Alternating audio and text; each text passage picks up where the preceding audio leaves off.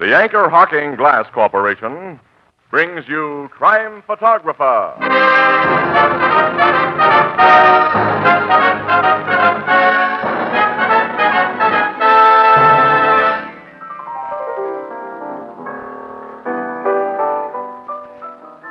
Did you have a good time at the UN yesterday, Tony? Sure did, Casey. Even attended a committee meeting. But what did you say when they asked whom you represented? Why, Anchor Hocking, the most famous name in glass.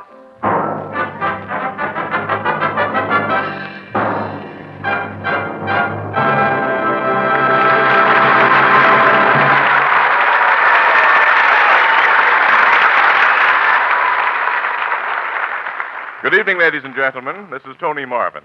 Every week at this time, the Anchor Hocking Glass Corporation of Lancaster, Ohio, and its more than 10,000 employees bring you another adventure of Casey, crime photographer, ace cameraman who covers the crime news of a great city.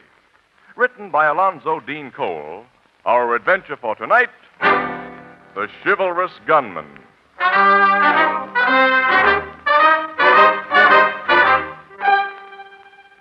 Penrose Square in the daytime is a busy place. But now at night, lights shine behind a few windows of its old-fashioned office and loft buildings. And a block away, a construction crew continues to drill and blast a new section of subway out of the city's rocky bed. In the darkened offices of the J.J. Titus Company, whose business is private loans, there are three men. One is busily engaged at the door of a massive safe. Another holds a flashlight. The third lightly grasps a gun. How you coming, Gus? Almost ready to blow, Red. Hold that flashlight steady, will you, Riker? Sure, Gus. Got the shakes pretty bad, haven't you, Riker? No, I'm all right, Ed. You're so scared I can hear your teeth rattle. No. Oh, it's the guy's first job, Gus. Weren't you scared when you cracked your first safe? I was scared the first time I killed a guy. I've never been scared.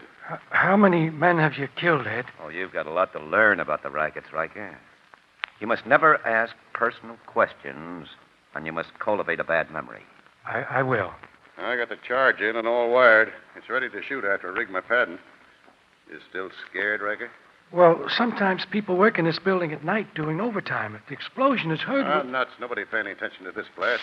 That subway work going on outside makes a perfect setup. I hope we find all the dough in that safe you say will be in it, Riker. There'll be at least $40,000 and maybe $50,000. I work in this office. I know what Titus keeps on hand. You'd better be right. I don't like to waste my time. I told you, fellas, how much money my boss kept here. I showed you how to beat the burglar alarm. Sure, Riker. You've done your part. Back with the wall, guys. I'll touch her off. Right. Here she goes. The door's blown clean off. Sure. I know how to crack these boxes. Now we'll see. The thing is full of dough. I told you. Hey, give me that suitcase. Help me load it with this dough, you guys. You and Riker loaded. I stay close to this hall door to watch and listen. I'm watching you guys, too, to see none of that dough sticks to your fingers. I want a full third of it. You'll get it, Ed. Sure, I will. Big bills and packages. Hey, there's all of $50,000 here. We'll count it up when we get to the hotel and make our split. Yeah, shake it up now.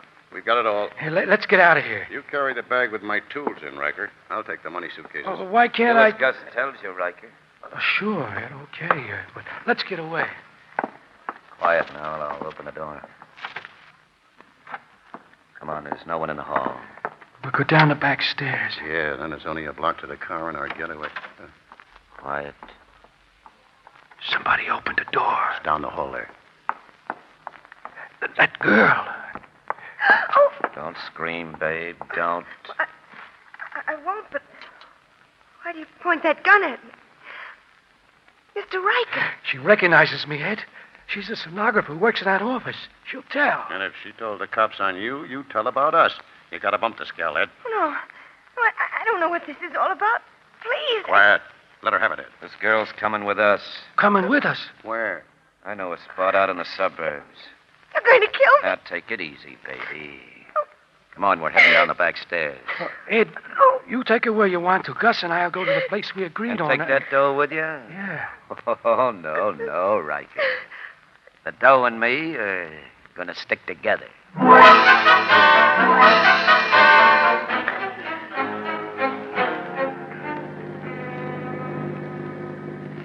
Yeah, this is a good spot. Gus, stop the car. Okay, Ed. You're going to kill me here. Sorry, sister. You worked late in your office on the wrong night. Let's get out. No, I'll never tell anybody that I saw you, man. I swear I'll never tell. Mr. Riker, you know me. I swear. That's just it, Miss Birch. You know me, and you could send me to prison. You're the guy who runs the biggest risk from this girl, Riker. Suppose you bump her off. Me? Uh-huh. Oh, no, I couldn't kill anybody. Okay, yellow belly. How about you, Gus? You're strong for this bump off. I've done my end of the job tonight. This is your part, Ed. Yeah, that's so. Want to see me do it? No. Take her back there among those trees. Okay. Come on, sister. No. Let go of my Come on husband. now. Please. Quiet now. Please don't leave me. Come on. That's the girl. Just a few steps, babe, away from the road where the trees are thick. That's it. And away from those two yellow bellies. Oh, I'm not going to hurt you. You're not. Quiet. I've been sizing you up, and I figured you'd stand by a guy who stood by you. I swear I'll never tell. I swear. That don't convince me. I go by how I feel about things. Besides, I've never killed a woman. You're going to let me go? Uh-huh. Oh, Now, Janet, now listen. If you follow this path for about a quarter mile, you'll come out on Weldon Spring Road, where you can flag a bus back to town. All right, get going. Mister. That's all. I'll fire a shot or two after you start for the benefit of those mugs back there. So long. Thanks. I'll never forget What you. I expect you to do is forget me. Get on your way. Goodbye. You can depend on me.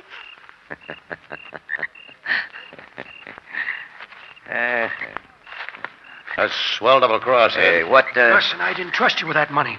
We followed you and heard everything you said to that girl. You did, Riker? We did. And you have a gat in your mitt, huh, Gus? Yeah. Guns aren't your racket, pal. You're a safecracker. I'll use a gat when I have to pay off a double crosser. That gal is never going to reach the bus line. And as for you, What about me? I'm giving you this. No, you don't. I said guns weren't your racket, Gus. You're too slow on the trigger. You killed him. I think so, Riker. Let's see. Uh-huh. He's dead. You never saw a guy get it before, I guess. Don't look at me like that, Ed. Not don't much guts, have you, Riker? You don't belong in the big leagues, and you wouldn't know what to do with big dough. So I'm taking all of what we got tonight. No. Not even a killer like you was going to take it from me. Shouldn't have reached for the gat. Poor Gus dropped, Riker. Guns aren't your racket either.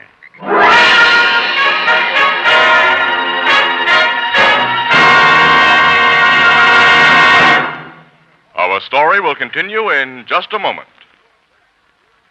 For more than 125 years, we've all enjoyed good, wholesome beer and ale in glass bottles. Why? Because glass, and only glass, can bring you beer and ale as it comes from the brewery, unaffected by any foreign taste or flavor. Yes, glass bottles and only glass bottles can bring you beer as it's meant to taste.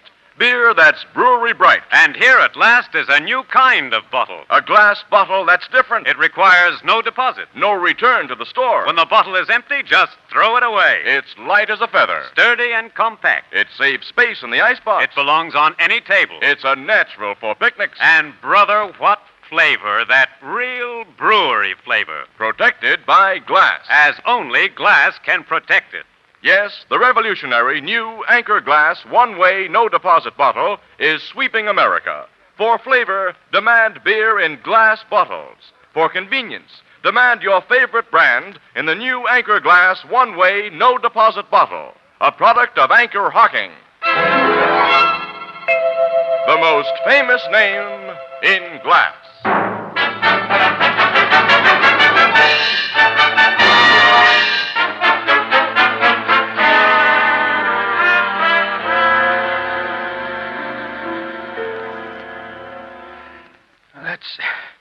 That's how it happened, Captain Logan. I tried to tell you everything. Now I... That's the end, Captain. Riker's dead, Doctor? Yes, it's a miracle he lived as long as he did. Well, Logan, you got a big break. He gave you a pretty complete story before he passed out. Yeah, it was a swell break, Casey. But Riker didn't identify the killer for you, Captain. He said he knew him only as Ed. And the description he gave you fits thousands of men. Well, at least Riker gave me something to work on, Miss Williams. And there's this stenographer, Francis Birch, that the gunman turned loose. Logan, do you go for that part of Riker's story? A professional trigger man so chivalrous he takes a chance on his own hide by letting a witness go free? That's hard for me to swallow. Oh, screwy as this thing sounds, I think she got away safely. She'll be able to give me a good description of this killer. Women remember men. If the killer did let her go, and if she has any sense of gratitude, you're not going to get a thing out of her. Now, when she learns that her chivalrous gunman killed 2 guys tonight, well, as a reputable citizen... I'll bet she won't say a thing. We'll see. I'm starting to look for Miss Birch right now.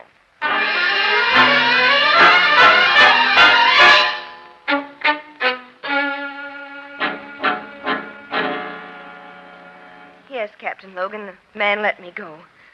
He said he couldn't kill a woman. I ran through the woods, caught a bus, and came home here. He didn't follow you? No, Captain Logan. This is certainly a hot one, Annie. I'll say. Now, I've told you all I know. I've had a terrible experience tonight. Please, leave me alone. I'm sorry, Miss Birch, but you haven't yet given me a description of this man called Ed. I can't describe him, Captain. It was dark all the time I was with him, and I was so frightened. Well, you must have some idea. I haven't. I don't remember a single detail of the man's appearance. Because you're too grateful to remember? I just don't remember. Miss Birch, this man's a professional killer. He murdered 2 men tonight. It was a cold-blooded murder, and it was a double cross. It's your duty to assist the police in putting him where he belongs. Duty can't make me tell you something I don't know. I wouldn't recognize him if he walked into this room. I don't know him. Okay. That's the way you want it. I'll have to hold you as a material and unwilling witness. Sergeant, take this young lady to headquarters. You mean I'll be a prisoner? You will be held for further questioning. Does the prospect improve your memory? No, Captain. I'm ready to go, Sergeant. Well, guess you win your bet, Casey. Sorry, pal. I hoped I'd lose.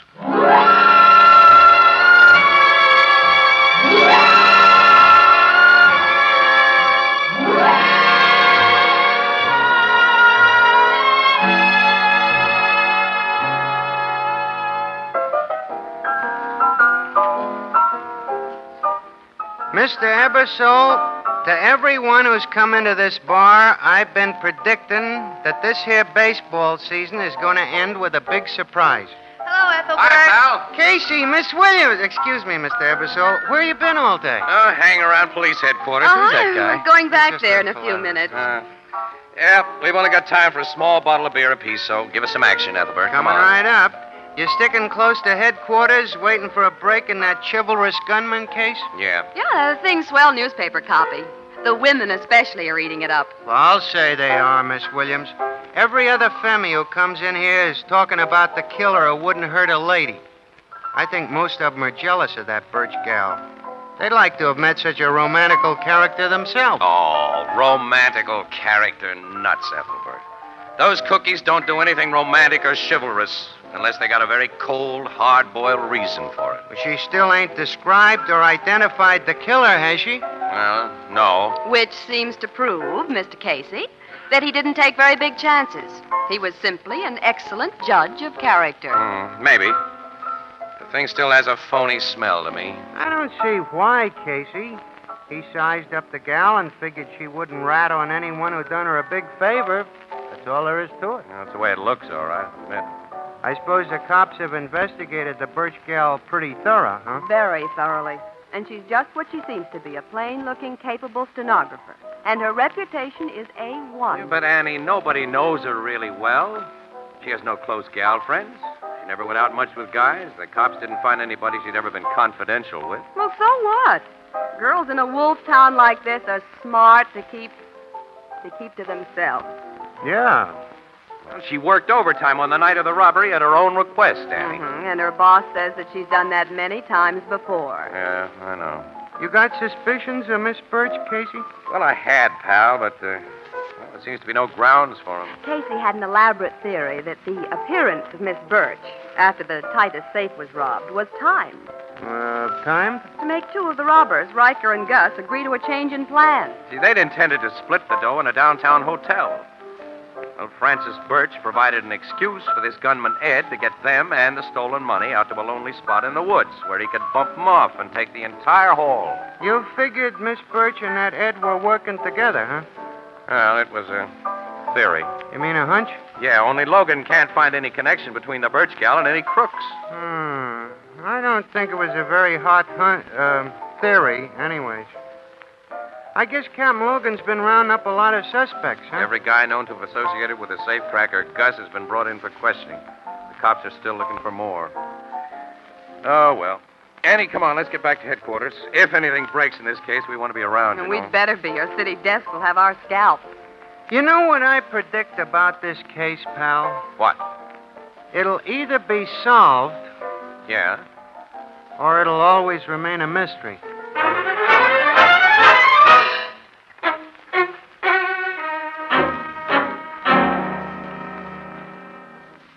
You and Miss Williams got here just in time, Casey. My boys have brought in another suspect. That's so. Who is he? A rod from Minneapolis named George Neal. Been booked for several trigger jobs in the Middle West, but always got out from under. He's been seen several times with Gus Lesser during the past couple of weeks, and he just might be Ed. Is the name Ed one of George Neal's aliases, Captain? No, not that we know of, Miss Williams, but that's a minor detail. An experienced crook wouldn't let an amateur like Riker know his real name or one of his usual aliases. Bring him in, Sergeant. Yes, sir.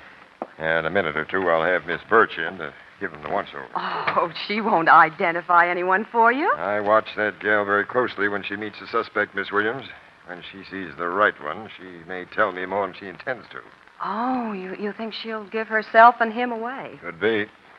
Now, you and Casey, keep your eyes open. Let me handle this. Okay. Here's Neil, Captain. Oh, come in, Neil. Oh, thanks. Have a chair. You're too good to me. Well, what's this pickup all about, Captain? When'd you leave Minneapolis, Neil? Ooh, about 6 months ago. Been operating in this town ever since? I don't know what you mean by operating. You did quite a little gun work out in the Middle West? Oh, I wouldn't say that. I fell up against a couple of phony raps that weren't followed by convictions. Yeah. Yeah. You pulled some jobs in this town, Neil. Have I? Mm-hmm. Prove it. I'm going to try. Bring in our witness, Sergeant. Yes, sir. You have a witness? Yeah. Here she is, Captain. What do you want of me now, Captain? Now, take a look at that man, Miss Birch. Well? Have you ever seen him before? No. You're certain?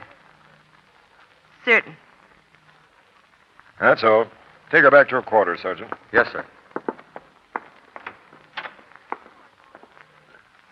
Well, your witness didn't know me, Captain. I noticed that, Neil.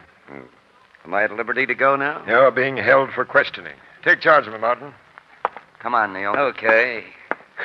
You cops certainly waste an awful lot of time having a thing on me.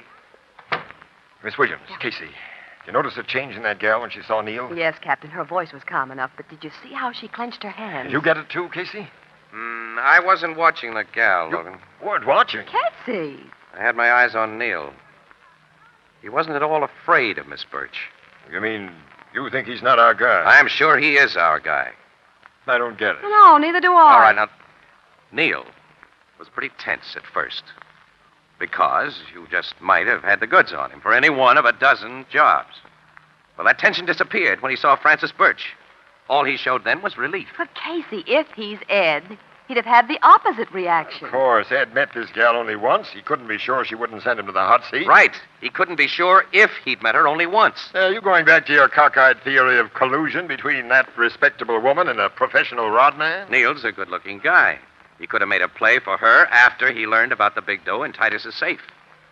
And she could have gone so overboard on him, Logan, that she'd play along with the scheme, even a scheme that involved robbery and murder. Well, that's just a hunch, pal. Well, there's no way to prove a hunch of that kind, Casey. She'll just keep on refusing to identify Ed. I think there's a way to prove it. Oh. Women are jealous, Logan. And when they go all out for a guy, they demand a lot in return. Yeah. How do you know so much about women, Casey? I've read about 'em, Annie, in books. Say, we'll try the old green-eyed monster gag, Casey. Now, what on Now, earth? you'll find out, because you're going to help work it, Miss Williams. Now, here's what we'll do. Beginning tomorrow, George Neal will receive special privileges in jail. He'll be allowed to have visitors privately. And after we're sure he's enjoying his privileges, Miss Birch's quarters in the women's wing will be changed so that she'll have a fine view of the private visiting room. And then, Miss Williams, you come in.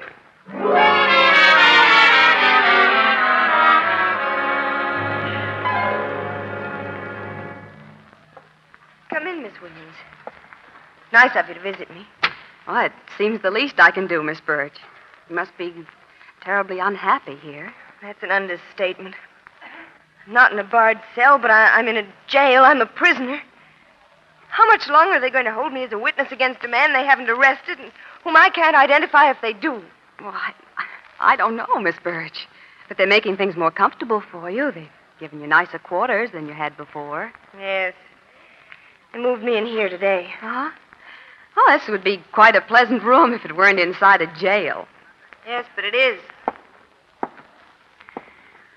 Oh, that's interesting view from this window. Interesting. Barred windows and stone walls. No, haven't you noticed the visiting rooms? They're a few floors below, across the court. You can see the real prisoners with their relatives and friends.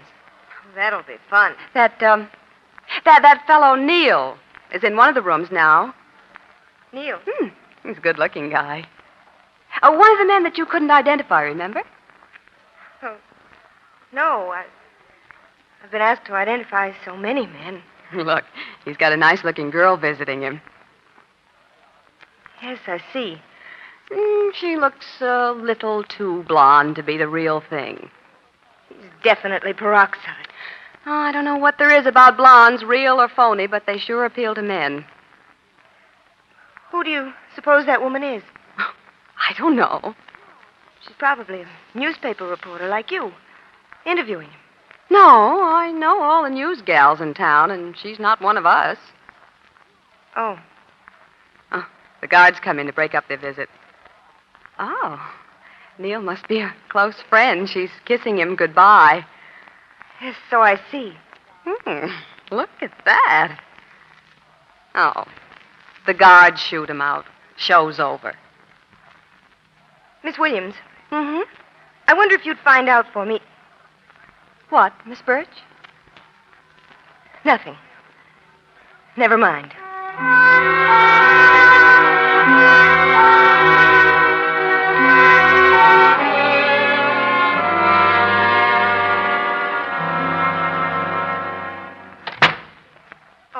Hello, Miss Williams. Hi there. I meant to come back sooner, but I've been so busy. Well, it's good to see you. It's good to see anyone who isn't a matron or a policeman. You don't look very well. Have you been sick? I haven't been sleeping. Well, I don't wonder. You're not really a prisoner, but just... I'm in a prison. I'm in a prison. Well, I wish I could do something for you. You can. Miss Williams. Yes? Nothing. You know, I've had some amusement watching people in that visitor's room you pointed out to me. That man, Neil, I think you said his name was. Oh, yes. Well, do you know that same blonde woman's visited him every day? She must be a relative, don't you think? She's a relative, all right. I was curious enough to ask about her. She's his wife. His wife? Yeah. She flew on here from Minneapolis. Wife. Miss Birch, what's the matter? He's married. He was married when he met me. Married when he made me do the things I did for him. All right, two can play his rotten game. Get Captain Logan. I'll tell him what he wants to know. George Neal is Ed. He's that chivalrous gunman. He's the murderer I love. He's the man who promised to marry me. I guess you've heard everything you need to, Captain Logan. Yeah, we heard, Miss Williams. And Casey wins another bet. This one, Logan, I didn't want to lose.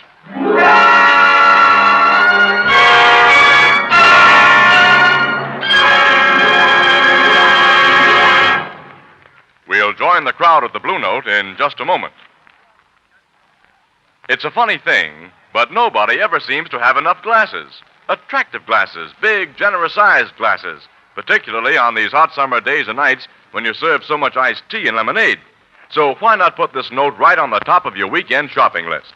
6 oversized sunburst crystal glasses for long drinks of all kinds.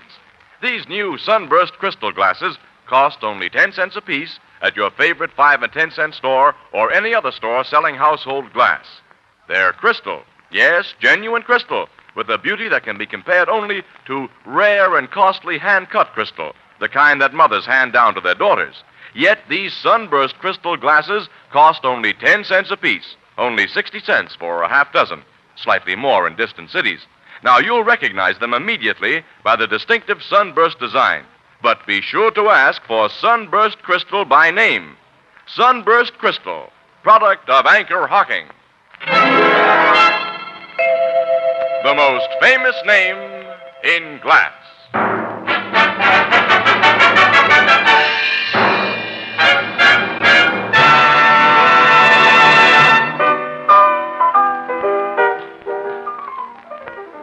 The blonde tomato Miss Birch saw with Neil was just a police stooge.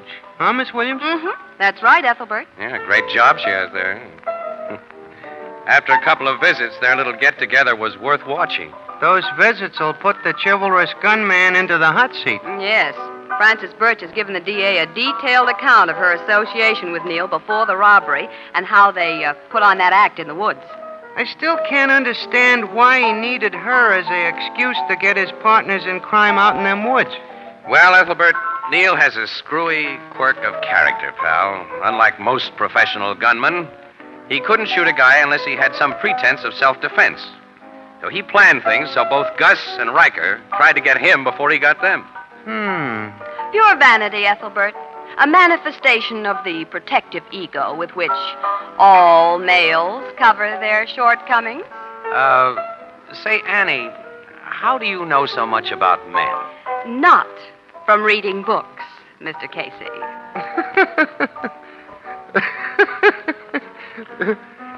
Huh?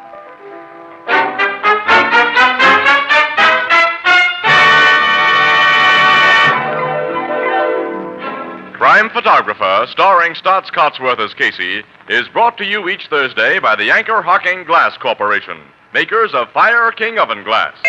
Anchor glass containers, Anchor caps and closures. All products of Anchor Hocking, the most famous name in glass.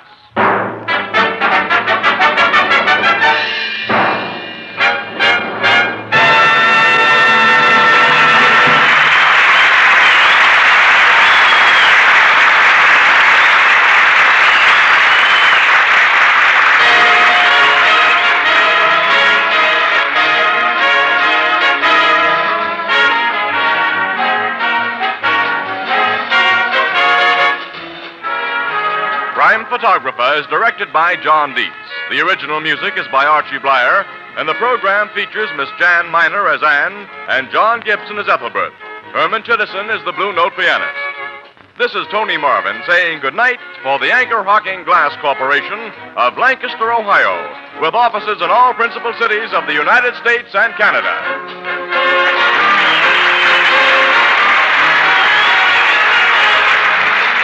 This is CBS, the Columbia Broadcasting System.